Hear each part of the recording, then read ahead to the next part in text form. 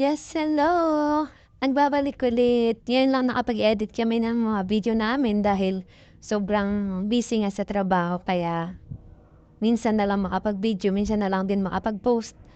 Kaya ngayon, dahil magluluto ako ng pansit, dahil namiss ko magpansit. Namiss ko kumain ng pansit kaya magluluto ako. Ayan nga, nilagay ko na yung manok. Ginisa ko muna yung bawang at sibuyas bago ko nilagay yung manok. Tsaka nilagyan ko ng paminta, asin para siyempre mawala yung lansa.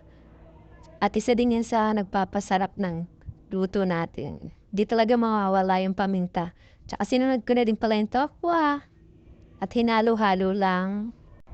Pagkatapos ko nga pala ilagay yung tokwa, nilagyan ko din ng tubig para mapalambot niya yung nilagay kong konting karne ng manok.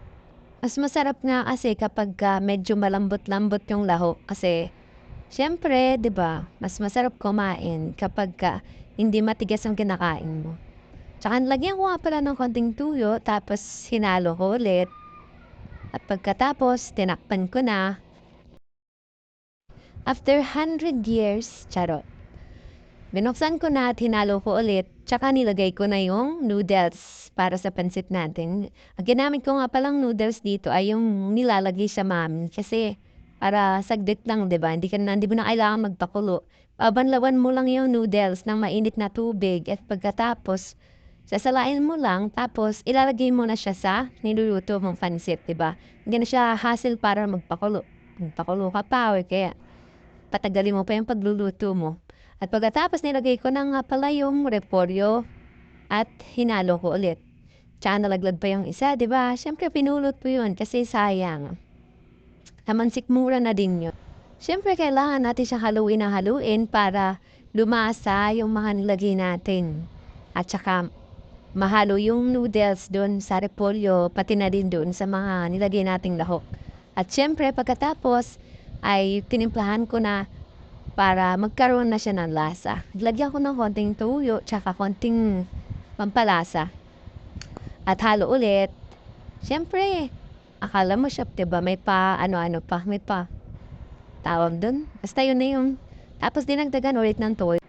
Sige, halo lang ng halo para ma-mix natin lahat yung mga nilagay natin na pampalasa para lumasa yung noodles na niluluto natin, diba? So, ayan na nga. Tapos na. Prepare na ulit tayo para kumain. Tsura pa lang. Mukhang mapapalaban na naman tayo sa kainan na to. Tara na, asamahan niyo na kaming kumain. Unang subo, pansit agad. Char. Tara na, kumain na tayo dahil nakakagutom na nga talaga. At takam na talaga ako dito sa pansit na niluto ko dahil sabi ko nga kanina, na-miss ko talaga kumain ng pansit, 'di ba? So tara na, kumain na tayo. At yan nga lang po muna sa ngayon. Maraming salamat. Babush!